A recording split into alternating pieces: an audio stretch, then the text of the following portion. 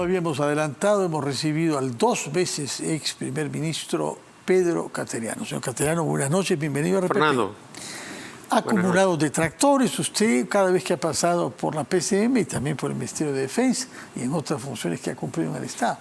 Pero ninguna que se parezca a una situación tal que causa que la Presidenta de la República ordene a su primer ministro que interrumpa sus actividades oficiales en el extranjero para que regrese anticipadamente en el Perú.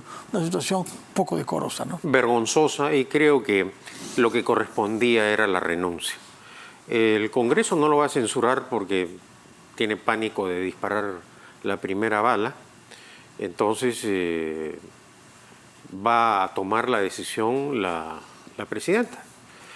Dicho sea de paso, que un primer ministro en un gobierno que por vez primera es presidido por una mujer trate de esa forma a una dama realmente es vergonzoso y condenable. Esto lo único que hace es acentuar la crisis política, Fernando. El Congreso impúdicamente, vergonzosamente encubre actos ilícitos, porque sencillamente parece que no tienen noción de lo que es el orden democrático y constitucional. Este gobierno de la presidenta Boluarte es inepto, improvisado, ha llevado al país a la recesión económica, pero ahora está manchado por la corrupción. Entonces, la corrupción en este momento es la gran amenaza del sistema democrático. Y vemos que hay una lucha selectiva contra la corrupción. Para mis amigos todo, para mis enemigos la ley. ¿Una lucha por la parte de quién? ¿Del Ejecutivo, del Congreso o del sistema judicial? Por ejemplo, el fujimorismo en el Parlamento. Mantienen el criterio que Fujimori y Montesinos cometieron errores y no delitos. Y claro, teniendo en cuenta ese racionamiento jurídico, encubren denuncias de la Fiscalía de la Nación, por ejemplo, a Becerril. Acabamos de apreciar una entrevista a un congresista que se le imputa supuestamente haber escondido a Cerrón. Un partido político liderado por un prófugo de la justicia y acá no pasa nada. Impávidos, ¿no? ¿Qué es lo que está ocurriendo? Y si a eso le sumamos lo que está ocurriendo ahora, el manejo de esta crisis ministerial, lo que está ocurriendo es que se está afectando la reputación internacional del país. Ya no solo hay una amenaza permanente al orden democrático y constitucional, sino que la corrupción está avanzando de una manera descontrolada. Y acá tenemos que reclamar a la Presidenta de la República que ponga orden, porque la primera obligación de la Presidenta de la República, de acuerdo a la Constitución, es cumplir y hacer cumplir la Constitución, es decir, defender el orden democrático y constitucional, y eso no ha estado ocurriendo. Y de otro lado, esta cohabitación política entre el gobierno y el Parlamento controlado por Vladimir Cerrón, Keiko Fujimori, Acuña y Luna, está llevando al abismo al país. Eso es lo que está pasando.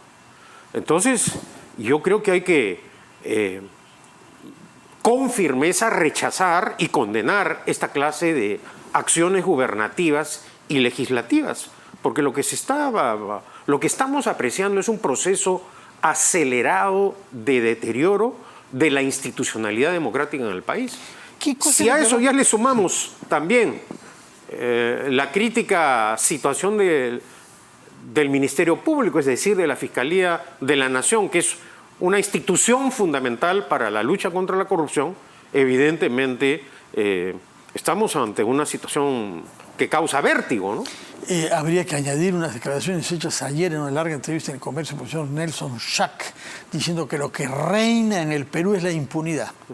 ¿Cómo evalúa usted? Yo creo que lo que ha venido haciendo el Congreso es eso. A mis amigos todo, a mis enemigos la ley. Y que todo este teatro montado de la persecución política entre fujimoristas, apristas y demás compinches en el Congreso es eso, nada más que una estrategia política, teatral, para confundir y evitar que la acción de la justicia prospere en el país. No hay democracia sin justicia. Y a los que reclamamos justicia y a los que denunciamos hechos ilícitos se nos acusa de ser odiadores. Ese ha sido el mensaje político del montesinismo durante años, por ejemplo, para enfrentar al señor Vargas Llosa. Y el tiempo le dio la razón al señor Vargas Llosa, como modestamente creo que me ha dado la razón en la mayor parte de los casos que he denunciado cuando fui diputado y cuando he sido opositor. Por otra parte, explíquenos, apelando a su experiencia del aparato del Estado y a su calidad de abogado, ¿qué sucede institucionalmente si renuncia el presidente del Consejo de Ministros o si es removido? Todos los ministros tienen que... Todos los ministros formulan renuncia al cargo, es decir, cae el gabinete en su integridad y el nuevo presidente del Consejo de Ministros propone a los nuevos ministros a la presidenta de la República en este caso. Es decir, hay una caída total del gabinete. ¿Podría proponer a los 18 que están en funciones? Podría proponer a los 18 que están en funciones, sí, lo podría hacer. Podría también pedir cambios.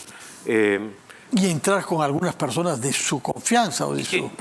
Algo que es elemental, es decir, si una persona además entra en este contexto tan grave, lo que quiere también es contar con personas de confianza, ¿no? Más aún teniendo en cuenta que la crisis política del país no es por los cambios de ministros. La alta rotación de ministros de Estado no ha solucionado los problemas de los ministros. El problema es la presidenta Boluarte, su carencia de liderazgo político, su inexperiencia gubernativa, su falta de reflejos para el accionar políticos. Ella se preparó para ser alcaldesa de Surquillo. Sí, y no fue elegida. Y no fue elegida. Sí. Y luego integró esta fórmula siendo abogada de confianza del señor Cerrón. Y formó parte del gabinete de Castillo. En los peores momentos guardó silencio. Y hoy día, esta presidenta que hace unos meses atacaba la minería legal en foros internacionales en Suiza, hoy día pretende vender la imagen de ser una defensora de las inversiones. Eso que trae como consecuencia, o que ha traído como consecuencia, la parálisis de las inversiones en el país. Comprendemos. Ahora, en esas circunstancias, ¿cuál es el perfil que correspondería al próximo primer ministro si fuera el caso del señor Otaro Salvo? Si vamos a mencionar perfiles, pues, ¿cuántos ministros hemos tenido ahora? Bueno, pero Fernando? en este caso estamos ante una crisis bien diagnosticada. Una crisis bien tres responsabilidades diferentes: reactivación económica, seguridad ciudadana y estabilidad institucional. Y lucha contra la corrupción, sí, Fernando. sí, bueno. Acá el gran problema es la lucha contra la corrupción, la impunidad, el encubrimiento de los actos delictivos de este vergonzoso y condenable Congreso. Y la señora Boluarte, frente a esta conducta de los parlamentarios, guardó silencio. Y ahora su gobierno está manchado por la corrupción. Entonces la presidenta está llamada a enfrentar la corrupción. Y lo que está ocurriendo, Fernando, es que con estos exabruptos constitucionales del Congreso se pretende el control político del Ministerio Público y luego será el del Poder Judicial como en el pasado. Por esa razón, hay que hacer entrar en razón a los parlamentarios. ¿O acaso nos hemos olvidado lo que significa la interferencia política y el control del Poder Judicial y del Ministerio Público? ¿Ya no se acuerdan de Blanca Nélida Colán, es decir, de estos personajes siniestros para la historia política del Perú? Entonces, tenemos que reclamar. Sí, ¿no sé, ahora, ¿no es cierto? de todas maneras, eso tiene que desembocar en una persona que reúna todos estos requisitos. Bueno. El señor Carlos Anderson dice que él cree que va a ser oremos para que aparezca este San Martín de Porres. Oremos. Ya, usted no ve ninguna figura que... Yo repito lo que te acabo de mencionar, es decir, desde que accedió al poder el corrupto y golpista Castillo, ¿qué cosa es lo que hemos visto? ¿Y qué cosa ha imitado la presidenta Boluarte al golpista? Cambiar ministros.